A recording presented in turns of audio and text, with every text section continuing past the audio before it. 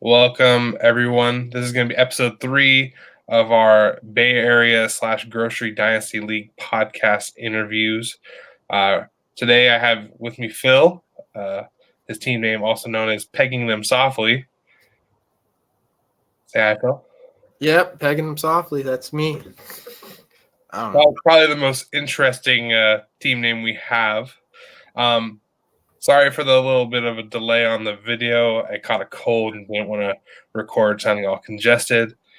But it did give me some time. I have a couple things down in the pipeline coming. We're going to have a couple mock drafts for our rookie leagues with some guest podcasters for each league. So that'll be coming eventually. I'm not sure exactly when, but it'll be coming soon where we'll get a outside perspective doing a mock draft for our rookie leagues. All right, here we have Phil. So, Phil, what got you into football? Well, shit. I don't know. I've always liked watching football growing up as a kid. Like, always watched Super Bowl, always did parties and stuff. So football's always been, like, most interesting sport to me when I was a kid. But it wasn't until I actually played football in high school, like tackle football, pads and everything, where I really, like, grown to love it. Yeah, we just for some people who don't know, some people who do, me and Phil played football together. He was a year older than me. We played at Arroyo, along with John, who's in this league, and Kyle. We all kind of played together. So that's kind of a cool little thing. We all know each other from that. What position did you play? I know different defense back then. It was like safety, right? The Rover. Which was Rover. like a strong safety hybrid linebacker, outside linebacker. Yeah, I don't really remember what defense we ran. To be like, it's outside my senior year, I remember we ran a different defense, but offensively we ran the old wing T. Yeah, well, yeah, we ran the wing T when I was. Yep. Yeah, the offense stayed the same. Yeah, offense stayed the same. Defense, we ran a different defense my senior year and Kyle's senior year. I didn't know that. I didn't know that till now. Yeah, well, you learn some new things. Who's your favorite team? Oakland Raiders. Oakland Raiders, not the Las Vegas Still Raiders. call them Oakland Raiders. Still call them. Yeah. How does it? Well, you're still living in the Bay Area. How does that feel like that they're not there? I mean, I had season tickets there like the last few seasons before they left, so it kind of sucks because like I was like finally making enough money where I could buy like fucking season tickets for myself every year, and we were doing that. Went in on it with some friends and shit, a couple seats. Fuck, that was probably the best 3 seasons of Raider football I ever had, just because I was going to every game. That's cool. Yeah, minus the Mexico fucking games. I haven't been to an actual NFL game since it's been a long time. I mean, I think it was like after the Niners drafted Vernon Davis. Damn, that's a long time. Back at Candlestick. I've never been to a game at Levi's. And now living in SoCal, I'd have to go to a Niner Ram game to see the Niners play. But I heard the stadium is pretty cool. At least one game a year you could try to see them, though, right? Yeah, they're expensive, man. SoFi ain't cheap. Now I got to travel to Vegas to go see him, which I just did finally for the first time. And stadium's dope, but it's not the same atmosphere. No, it really isn't. It sucks. Is it a lot of the fans like priced out? You think, or possibly? I think it's just because like it's a destination. It's right there on the strip. There's so many hotels. Like it makes it too easy for any visiting team fan to just go. They'll take over and make it a weekend trip. Like, oh, hey, we're gonna go do it like super easily booked because everything's there and like everybody goes to fucking Vegas. They make it so easy. Yeah. Yeah, we went to Vegas for my bachelor party. That was the first and only time I've been to Vegas. That was a lot of fun. Who's your favorite player, current and present, or past and present? Past and present? And present, I'm probably going to go with Max Crosby. He's just got a good swagger to him, and he's fucking just going all out on the field. Plus, plays for the Raiders. He's a baller. He's pretty damn good. And that was present. Past, that's a tough one. Like, I probably have to go Marshawn Lynch just because also played for the Raiders, but like great career, and he's a good personality. He is very entertaining. Like I've seen him do like a guest spot on the show The League.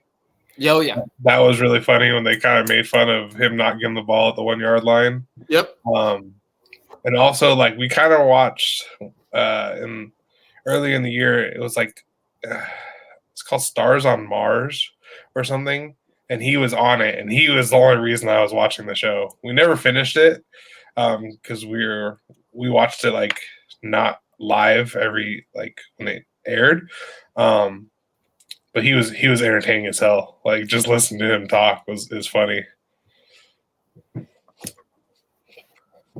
But yeah, with Max, me and my cousin have gotten into lots of debates about Nick Bosa versus Max Crosby. Yeah, it's a good debate though. They're both fucking like high motor players. Yeah, I mean, setting the edge that's really important in football nowadays too. What do you like about football in general? Football in general, I like that there's a strategy to it. Like I don't know, since I got a son who's 13. He's been playing football, and then like I've coached some of his teams and shit so far. So like I've really lately gotten into like the strategy of football, like running an offense and coordinating that, doing a defensive scheme week to week. Yeah, that's a lot of fun. I coached high school football, and that's where some of the people in this league are from, or I know them through high school football. And just like once you start coaching and seeing the X's and O's of the game, it changes your perspective. It changes how you watch like NFL games. Yep. And it definitely you start seeing like I always loved calling an offense where it's like you're setting up plays. I'm gonna run this play, and then now I'm gonna hit you with my counter, and like seeing it succeed was always so much fun. Yeah. So fantasy, I know personally you're in a couple different fantasy leagues with a couple of our other friends. I'm pretty sure Kyle and Ryan DeVecchi. Yeah, I'm in a league with those two. Another league, a redraft league. So dynasty or redraft, which do you like better? So far, I'm not doing too well in the dynasty. So for right now, I like redraft better. But my mind could be changed because I could see a shift in my dynasty team right now where it could be going in my favor with some of the off-season stuff's happening right now. Yeah, we're going to have to touch on that. I think some free agency moves helped your stock of your players a lot. Tremendously so far. Okay, so dynasty redraft, it's definitely dynasty is not something you could just whatever. Like there's a lot more strategy to dynasty than redraft. Mm-hmm. I mean, I try to make as many moves as I can too. I think you might be the one of two people in our dynasty league I've traded with. It's kind of hard to make trades happen sometimes. I've talked a lot with other members of the league trying to come up with something. Just couldn't agree. Yeah, it's definitely learning where people value people. I always try and use like trade calculators. Keep Trade Cut is a great website. Just I don't use it like it's not the Bible. It gives you kind of like a baseline. Like okay, like generally like is this around? Are we in the ballpark kind of thing? And like I definitely think it helps me knowing everyone, like being able to get trades done, and that's why I hope these podcasts will help. Yeah. Get people familiar with everyone, help open up those channels because like in certain leagues, like there's lots of trades going on. There hasn't been too many in Bay Area. I think part of that too is the parity. It was very even the first year. I think in my redraft league this past season, like we set a record for trades. Like everybody in that league, like this year, like we were making moves with each other. I think everybody traded at least once, and like I think I traded made 5 trades, and then like the next one was like 8 trades. Wow, that's a lot. That's a lot, especially for redraft. Usually they say There's a lot of moves. It might have been 8, it might have been like 6, but I don't think I had 5 trades. Yeah, that's a lot. And that's one of the whole reasons why I like started the dynasty was because they were like, it's more trading, it's more things going on. There's no waiver wire usually, so if you want to get a player, you have to trade for a player. Mm-hmm. And so I think we're gonna get there. I think we're getting there. And I know a lot of people, it's their first dynasty league too, so there's a little apprehension of like I don't want to fuck up. I don't want to do something that's gonna like ruin my team for 4 years, and I'm gonna be stuck in a rebuild for that long. So I think people will start getting the hang of it. What do you like about this league in particular? It is competitive. Everybody's really competitive. Like it'd be no fun to me to be in a league that wasn't like competitive. Yeah, that first year was crazy. Everyone was within playoff within like the last 2 weeks of the season. Oh yeah, I started 0-6. I made the playoffs, and I was 1 game away from going to the championship or 1 match. Just wild, like that's wild. It was wild how even everyone was. And then even this year, like Brad getting into the playoffs with not the best record, but because he had so much points for, like it just shows how competitive the teams are, and it's fairly even throughout the league. There's no like super team and no team that just has no hope. Seeing in the grocery league, I could definitely see a couple teams becoming like they don't have the stockpile that other teams have. It's going to take some moves by those owners to sell off and tear it down to the studs to build back up, or you got to hit on some draft picks to stay in it. Right. What's one rule you would like to implement if you were a commissioner for the day? What rule would you implement for the Bay Area Dynasty League? It'd be more of a format change where I'd rather go to like half PPR than full PPR. Half PPR? Why do you like half PPR better than full PPR? Actually, I like non-PPR the best, but standard. Oh, that's old PPR, half PPR would be a middle ground. Trying to be a fair commissioner at the same time if I'm just going to make a rule change. Yeah, my other cousin does a standard league, and the scoring is so like low scoring in comparison. It takes value out of players too. It does, yeah. There's a lot less players that actually have any value to even deserve a roster spot sometimes. That would totally change like the dynamics of the league, different player values. I've always liked the idea of like a half PPR, but maybe like half a point for every first down. Something along those lines to kind of give some bonus incentive to like the running back that catches a 1 yard swing pass. Yeah. 1.1 points, and that's the same as a 5 yard catch. Like there's usually some like balance. Yeah, because there's a lot of players that don't get a whole lot of yards, but they get a lot of target share. Yeah, and that's what makes them valuable. Is having those players who are going to get the targets, who are going to touch the ball, and that changes the strategy up too. So let's kind of get into your team.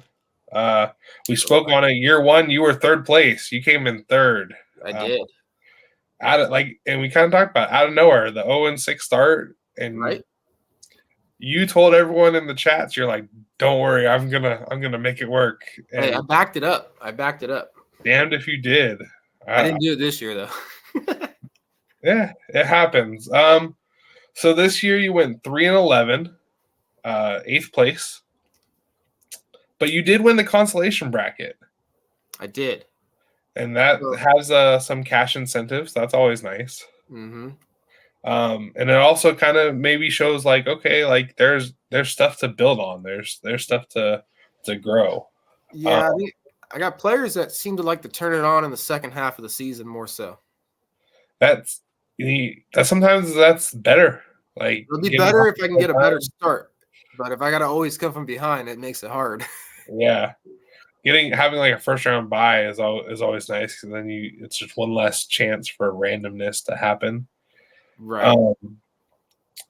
So we'll kind of let's just talk about your team first before we get into like the draft picks and everything. You gotta, I think you're gonna have a bounce back in your quarterback room this year with Joe Burrow probably coming back from injury. Yeah, he's a bit of a disappointment this past season, so I hope he comes back stronger than ever. I mean, I drafted him for a reason. I liked Joe Burrow. I was gonna target him in the startup draft, and then you took him, and I was like, oh, okay. Well, then I'll pivot. I think long term, handcuff the T. Higgins, but that might not be there anymore soon either. yeah, that's another player. I don't know. Do you think he gets traded? Do you think T. Higgins gets traded? No, I think they're gonna franchise tag him, but it'll be up to him. I think he needs to just come out and ball out if he wants to get paid. But he's gotta get that target share too. There's a crowded wide receiver room in Cincinnati. Your backup quarterback is Geno Smith, who had a down year compared to year one. Do you think he kind of rights the ship, or is this probably your last year with Geno as your backup? I'll probably keep him on roster and see how he starts, and then I'll be in the market for a new backup. For a new backup. That's the one thing. This league is one quarterback, so it's not as a priority compared to the Superflex. If it was Superflex, you'd be looking like, oh, I need a quarterback now. Yeah, but one quarterback, the values are deflated, and everyone kind of usually has a backup that's decent. Like I tried to trade my brother for CJ Stroud, and in the offseason, like before the offseason, and I was offering him a second round pick at the time, and he was like, "Nope." I'm like, "It's one quarterback. I'm not going to give you more than a second round pick for him. I know he's good, but I just can't give up a first." Yeah, I mean it could be a bust though, still too. So it's a gamble on both ends. It is a gamble. Like you never know how long. Like, okay, is this real? Or are they gonna go back to not being so great? A lot of people start off hot and don't finish it. Your running back room, I think, is where you have a lot to grow. And you went from having a running back in a handcuff to having two starters with Josh Jacobs and Zamir White as it stands. Yes. Yeah. Yep. I mean, that Zamir White pickup was a good pickup, but I think just because I picked him up, I was tanking at the end of the season anyways. Just like I'm not making the playoffs, so let me get a better draft pick, and I'm not going to start the best players. So I picked up Zamir White. He'll start, and I'm making an effort, but he's not, the star stud player, so I might lose. Yeah, it worked out in the long run for you. Yeah, he did well actually. Josh Jacobs going to Green Bay. Now you have two starters, and that's always nice when you have a player whose stock like raises with you. It's like buying a home, and then it's like, oh shit, my home went up in value, doubled in value. Yep, and then with other running backs out of free agency taking up the like higher end ones, it's like he's got a good shot of keeping that starting spot. So far, no one's sniped his job yet. It's looking like it's his running back room as it stands. Yep. Still got to survive the draft, but yep, right now it's looking good for the S2 starters. Isaiah Pacheco was another draft pick for you. That was a great draft pick. You picked him up in the 24th round of our startup draft. Yes, he came through. I thought he was just going to be a backup to Edwards-Helaire, but took his job. Yeah, and he's been solid. For a pick that you probably were like, oh, I'm gonna stash him on my taxi and see what happens. That's another one who just gained value for you. And it kind of helps because your first round startup pick in our startup draft was Najee Harris at the 104. Yeah. That one probably, like, you look back at it now, you're probably like, I wish I could take that one back. I wish I could, but he was coming off that great season. He did. His rookie year was great, and it was weird, like, watching like Pittsburgh. If he was hurt or what was going on with him. But you do have his backup in Jalen Warren, so either way, you have the whole Pittsburgh backfield. Yep, I got that good thing going right there. And with Russell Wilson coming in for Pittsburgh, they might just try and run the ball. It might help revitalize Najee Harris a little bit. Let's see. Wide receivers, you do have a stud wide receiver to lean on and build around in DK Metcalf.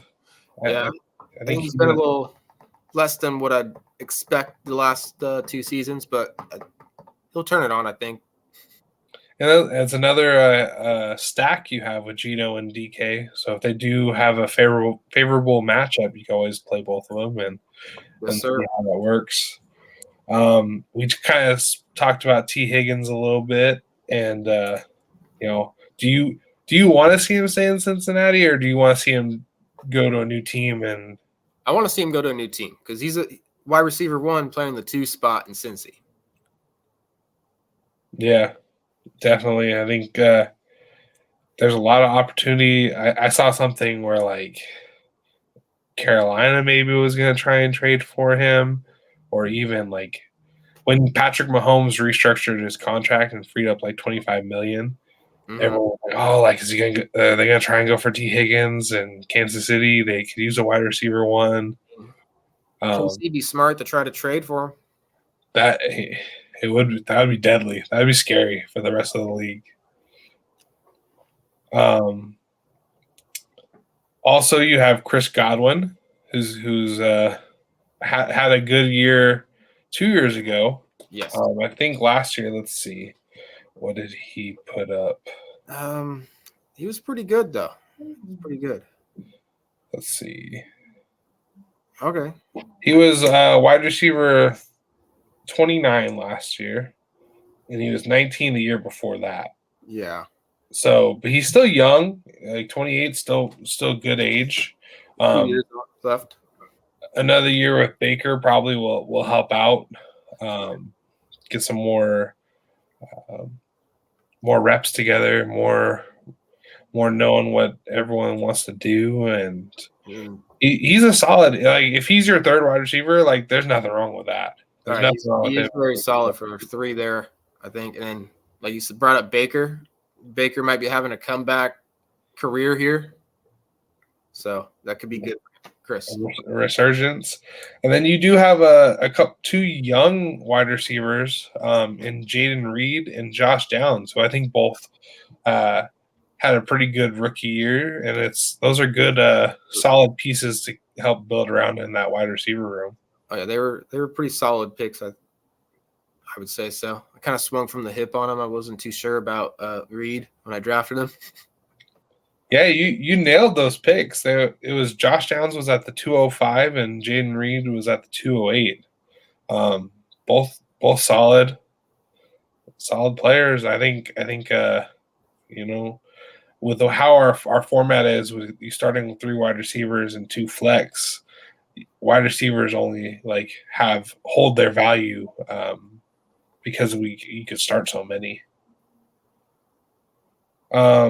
Tight end, you made some interesting moves. I prepped for the pod earlier. I wrote down your team and everything, and you drafted last year Jaden Reed and Josh Downs, and then you went tight end with your next 3 picks. Yes, I did. Was Darnell Washington in the 3rd, Luke Schumacher in the 4th, and Tucker Kraft in the 5th. And then where I'm sitting on my couch kind of hanging out, and I see Philip Paris made a roster move. I'm like, what did he do? Like, Luke Schumacher cut and Darnell Washington cut. What was the reasoning behind that? They didn't prove nothing to me this season. Tucker Kraft did. I think Darnell Washington is going to be a bust. Rather cut bait now than Then let him clog up the roster. Yeah. Get rid of some things, you clear your mind on the rest of the roster. Yeah. And tight end is tough. Tight end is very tough. Right. I mean, I was big on Sam Laporta, and I was trying to trade for him before the season even started in our league. And I couldn't get him. I was off. I can't remember what I was offering for him, but I was offering a good amount for him. I think I was offering Austin Eckler even before the season even started. And we knew he was gonna be good. I was high on him. Yeah, I think my cousin snagged Laporta, and he was very high on Laporta as well. I got lucky and got him in a third dynasty league that I'm in. I traded up and got him. But yeah, tight end's tough. I have Kyle Pitts in the grocery league, and I thought for sure, I was like, this is going to be the guy. I'll be set at tight end for 10 years. Don't have to worry about it. And now I'm praying Kirk Cousins helps him out and gets him some targets because. Oh yeah, hopefully that does help him. Yeah, it's hard. It's hard to find tight ends. Everyone would love to have a Laporta, but they don't just fall off trees like that. That's why I drafted 3 of them to maybe get one there. Sometimes you just spray at the board and see what sticks. But you do have a pretty solid tight end, Dalton Schultz, getting re-signed with Houston, and CJ Stroud. I think that connection will still be good. That's nothing wrong with Dalton Schultz. Because I feel like a tight end, if you don't have the Kelsey, the Laporta. I mean, I had Hawkinson. Hawkinson was balling out, but now he's hurt. If you don't have the top guys, you can kind of just plug and play someone and hope to get a touchdown. Yep. In my redraft league, I had Hawkinson and Laporta this past season. Drop me that belt. Nice.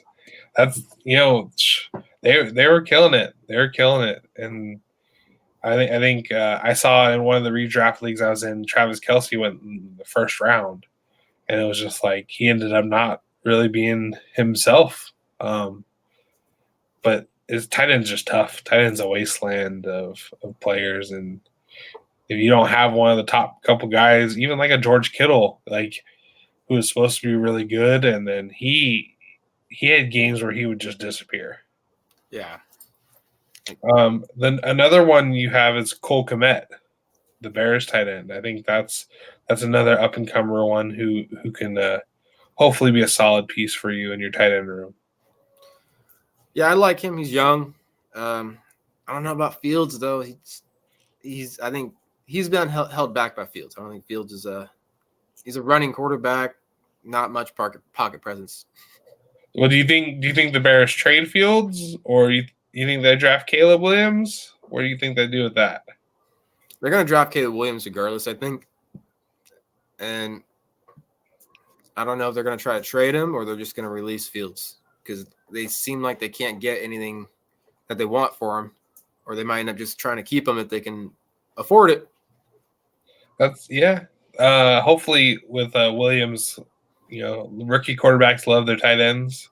That might just help Kmet's value. So overall, how do you view your team going into this season? Do you think you're a contender? Do you think you're going to need another rebuild? I think I got a good team, good base, and I got, because of a trade with you, I got 2 first-round draft picks this year. So I think I can build off of that, and I think I can put something together this year. Hopefully start better than 0-6. Yeah, we did make a trade kind of blockbuster. You had the 103, the 3rd overall pick, and I traded you the 7th overall pick and the 9th overall pick to move up, a 2-for-1 switcheroo. Yeah. What was your thought process when you saw that trade come in? I liked it. You know why? It's I might be moving back in the draft in picks, but getting 2 first-round picks is big though. I think in Dynasty, as many first-round picks as you can have because you have a better shot of landing a potential big-name player because you never know what a rookie's going to do. It's like a 50-50 shot every time you draft a rookie. Yeah, you get more bites at the apple. I think, and this is a good draft to do it in. I think that's where it was a win-win on both sides. With me having the 101, I kind of wanted to go up and try and get two of the top three wide receivers. But I know it's a deep draft, so if we didn't come to a deal, it was like, okay, then I'll just take a couple more bites of the apple and hope some shit hits. So Definitely helped you out, but I think it was a good trade that helped both of us out. definitely, and those are the trades I love, where it's like it doesn't feel good when you feel like you're bending someone over. Like you want to keep those good trade negotiations open. Like if I bend someone over, it's like they're not gonna want to trade with me in the future. So trying to find trades where everyone feels good about it, everyone walks away happy, a win-win for everyone. Those are the best trades, in my opinion. Yes, sir. Who's your one cornerstone player? I'd have to say, man, probably Pacheco at this point. Yeah, you feel pretty confident building around Pacheco. He's still young, and he's only gotten better so far. So I think he's still going to grow as a player. Yeah. Being on the Chiefs is never a bad thing right now. Being tied to Mahomes is always a good thing. And yeah, he's solid, and I could see him being a solid running back for the next 4 or 5 years. Right. Too. Who's your favorite player on your team? Not fantasy related. Oh, that's a hard one. I don't know if I have a favorite player on the team right now. Let's see. You know what? Taysom Hill. Taysom Hill. I have him written down. I didn't mention him, but there's something fun about Taysom Hill with all he does on the football field. I got a love-hate relationship with him because I love the guy and I love what he could do on a football field. But fantasy-wise, like he's so enticing to me. But like I never start him at the right times, or I drop him and then he goes off while he's on the waiver wire, and I have to rush to get him back. I'm like love-hate relationship with him. That real boomer bust type player. Yeah, he's intriguing. It's weird when like he has the tag where it's like tight end or quarterback. You can start him in either spot. That's always I love a versatile player. Like any very versatile player, my favorite thing in the world. Someone who can do anything. Like Jusiak, like fucking love that guy. Yeah, Juice. Yeah, he took a pay cut. The Niners had him take a pay cut, but I think he's very integral to the Niners offense. And it's hard to be a fullback in this league now. There's not that many of them left. No. The days of the old Mike Allstott, Lorenzo Neal, gone. Tom Rathmans, those days are over. To be a rosterable fullback nowadays on like an actual NFL team, you got to be able to just run out of the backfield, catch a ball, and make blocks. Yeah, because they're not going to pound it with you. There's too many options at running back now. Like running backs have just gotten so much bigger and faster. Yeah, it's definitely more that H-back position. Just kind of that versatile, can block when you need him to, but can also go out and run routes and is athletic. I think Juice really does fit that mold of like the ideal fullback nowadays. Yes. All right. If you could steal one player from any team in the league, who would it be? Who would that one player you would go steal? I don't even know who has him, so it's not even going against anybody but Josh Allen. Josh Allen? Yeah, I like Josh Allen as a fantasy quarterback. He's a stud. He is. I mean, he makes it happen. Sometimes his stats look bad because he throws too many interceptions, but like he just makes it happen. Yeah, I think I'm biased, and in grocery league I have Josh Allen. But I got into an argument with some people in another text thread where we were talking about MVP, And I was like, I think it should be Purdy. I can make the argument for CMC. And I was like, I could even make the argument for Josh Allen because of the percentage of Buffalo's touchdowns. Like it was like 70% of Buffalo's touchdowns came from Josh Allen. Like he runs in a touchdown almost every game. Just uses his legs. Yeah, he plays. He's big, fast. He's got a cannon for an arm. I think if they can get another real solid receiver, that would help. But yeah, no, I don't blame you. If I didn't have him, that would be a quarterback I'd want. I like Mahomes. I think Mahomes is a phenomenal actual quarterback, but for fantasy wise, give me Josh Allen every day. Yeah. All right. So this one, this is our league related question. In our league in Bay Area, which team do you think is going to draft 101 next year? Kind of putting you on the spot here with a little bit of a spicier question than we've had before. I feel like it's going to be DJ again because I think you're still rebuilding. I wouldn't be mad about mindset on your team, I think, right now.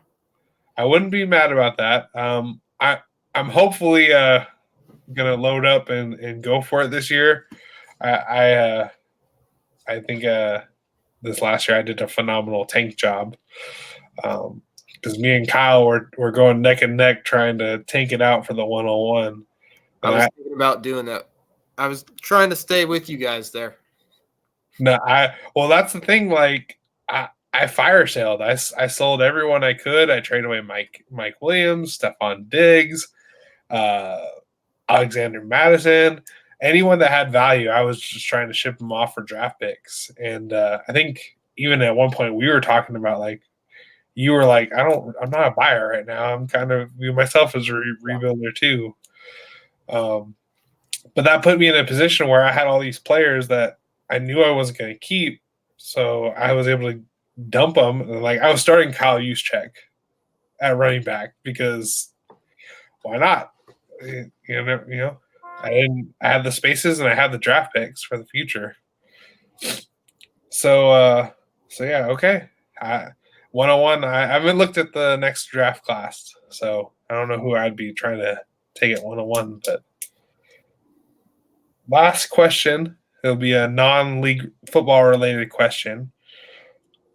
If you could vacation anywhere in the world, where would you want to go take a vacation with your family? Shoot. Money is no object. So it's just there's a genie who's like, all expenses paid. Where are you going? Man, I just want to go to the mountains. I like to keep it simple. Go out to the mountain. Any mountain in particular, or just? I'll probably go to Pinecrest, but no expenses or anything. So I'm gonna stay fucking somewhere nice in a cabin up there with my family where I can see fucking Lake Pinecrest, and take 2 weeks off or whatever I can. I'm not going anywhere expensive, but try to stay there and enjoy it. Nice. All right. Well, do you have any questions for me before we end this pod, or? No, I wasn't really prepared to ask you any questions. I wasn't really prepared, and Jason and Zach both were just like fired one away, and I was like, okay, I'm on the spot, but I'll do it. But yeah, I think that's pretty much it. This Phillip, everyone, pegging them softly. The most interesting team name, in my opinion. Yeah, don't forget. Why softly? It's like a play on the movie Killing Him Softly, but I had a pegging in there. I just listened to like a podcast, like a dirty podcast that was explaining pegging. I'm like, oh, but it was like a comedy podcast, but they were talking about pegging the whole time. It's hilarious. So I came up with a team name. So it's aligned. It's always fun when there's a funny, joking team name. But yeah, I'll be looking forward to seeing you guys next time with a Grocery League focused podcast, and be on the lookout with the collaborations for our mock drafts coming out eventually. I'll have more information once I have more information. But thanks for coming on, Philip, and I'm glad you're a part of our league and looking forward to keeping this thing going for a long time. For sure. It's a lot of fun. Love it. All right. Later. See you guys.